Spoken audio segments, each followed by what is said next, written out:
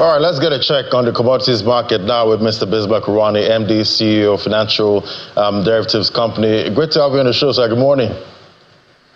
Good morning, Ladi, and thank you for having me. Yes, sir. So from your comments in the report now, 2024, we saw a couple of moves from the government to bring down prices of food. We saw that 150-day window for free importation of food items. But now, we're getting reports that it's not even been implemented, in the first place. How are you seeing that? Well, thank you, Ladi. I think, first and foremost, I did say on another channel that 2025 is not a year for the faint-hearted. It's a year in which we will wiggle, we will struggle, but we will get there, but after a lot of challenges. So I think we start off by saying that January is going to be very different from December, in the sense that, one, we have seen the exchange rate stable at about 1668 to 1680 in the parallel market, because people are going to buy dollars to go back out. We also begin to see price resistance from consumers who have actually burnt out all their cash. And yesterday's survey showed very clearly that a lot of items actually declined. The items that prices declined were beans, palm oil. Palm oil was down by 8.3%.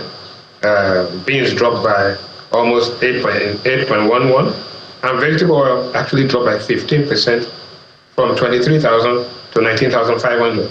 Milk dropped from 4,500 to 3,800, and those are notable declines. But we did see some increases. Among the items that increased, generally speaking, Irish potatoes, which went up from 170K to 250,000, an increase of 42%.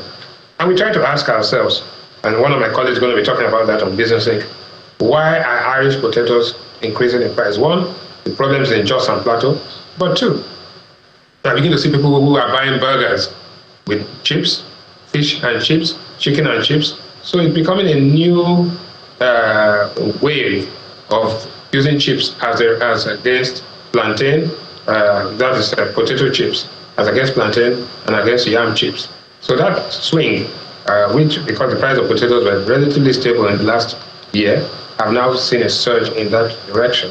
But generally speaking, I think that we are going to have a very interesting first quarter. I think that the inflation numbers that are going to come out, like I said on the news at 10 yesterday, are going to show some moderation, but those will be the January numbers. What's going to come out for the next inflation data that's going to be published will be that of December. In December, we saw the price increases because of the festive season. But having said that, the price of petrol is down, the price of diesel is down, the price of kerosene is down, and therefore the transportation costs are going to be lower, and we're going to see a big differential between urban and rural inflation, because that movement of goods and logistics costs, which has been pretty high, is going to kind of stabilize. All right, so, Mr. Urani, still looking at this, 180-day window for, free importation of some of these foods. I saw a report on Business Day saying that the Nigeria Customs is saying that the Ministry of Finance did not provide, the list of importers and their approved quotas to, facilitate the importation of these basic foods. So I'm wondering, would we have seen a difference, in prices if this window was truly implemented? Well, you see, we say out there that bureaucracy is the enemy of efficiency. So what has happened is that the Minister of Finance and the economic team have actually come up with a plan. But what has happened is that bureaucracy has stalled it, but also opportunities have taken advantage of this to create shortages. So what were we seeing? We saw the price of rice decline, but it's gone up back up. We're seeing this, and there's a big difference between the price of perishables and the ones that are being imported. But I think it's a monumental disaster if we couldn't take advantage of it. And that window officially should have closed by this week. But I think, and I believe that the government will extend that window.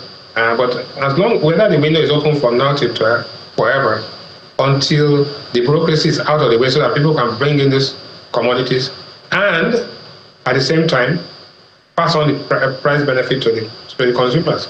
Don't forget, we are in the planting season. So now we are going to be having food shortages between now during the planting season, and next time you will get the big swing or drop in prices will be during the harvest.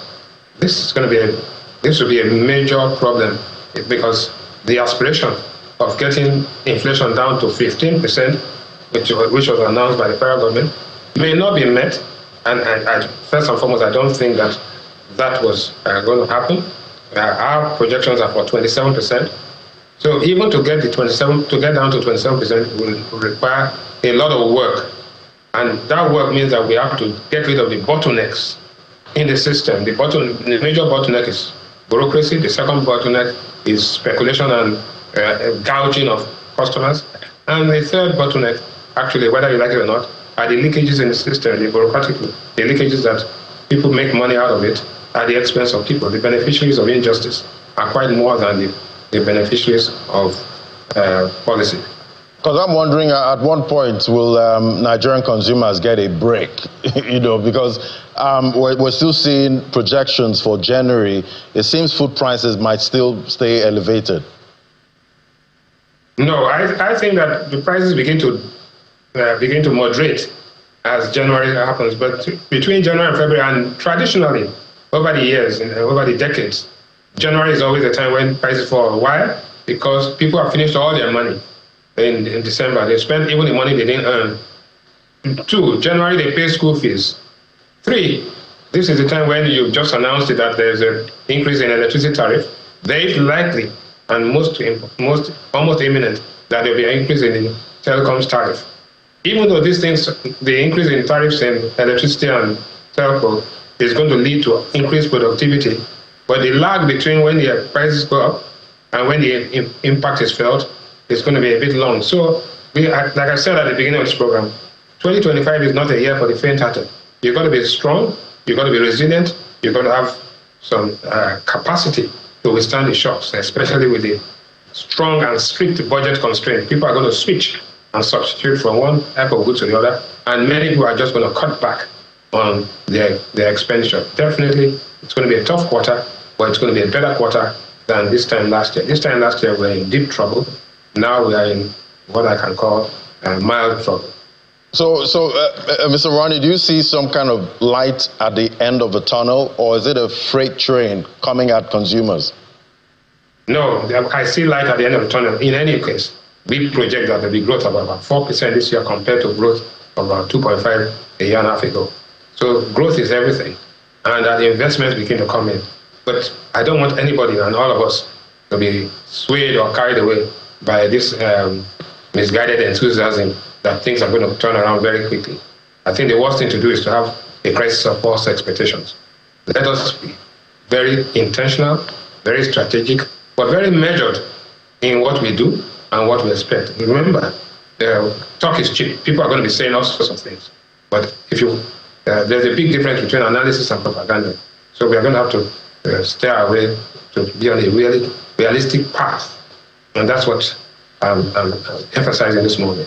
Talking about expectations, what are you seeing for PMS and diesel prices in 2025? I think, to be honest, and I have been extremely objective here, if the differential between the price of petrol in Nigeria and the neighboring countries widens, then we'll go back to where we are. So for now, there's a price war. For now, there are efficiencies that are being passed on. So I do not think that the price of petrol will drop below its current level of about 900, which is the price that Dangote is selling to retail wholesalers. So, but I think that in the first quarter, we'll sit at about 935, right now you have 935, 975. But at the end of the first quarter and early in the second quarter, we'll begin to see it go back up towards 1,000 naira, because global oil prices, as you see today, Brent is already at $76 a barrel. The exchange rate holds stable. So I think that the fact that it is not falling, that the price of petrol is not increasing sharply is a win. And the fact that the Dangote refinery has helped stabilize things and is actually what we call the Nigerian white knight. It's like a Hail Mary pass in American football. That has helped Nigeria. 1, quality. 2, guaranteed quantity. And 3, encouraging as a price leader to ensure that these products are well priced and efficiently priced. And at the end, the benefits are being passed on to the market and the consumers. Consumers need a break. They need it so much now because they're falling, there's income poverty and there's multi-dimensional poverty, which is actually choking Nigerians right now. All right, Mr. Maroney, I hope we get more Hail Marys, in this 2025. Thank you so much, Mr. Bismarck Maroney, MD, CEO, Financial Derivatives Company. Thank you for having me. Happy New Year. Happy New Year. We'll take a break now. When we come back, we'll get a check of what to expect for investment opportunities in 2025. That's in a moment. Just stay with us.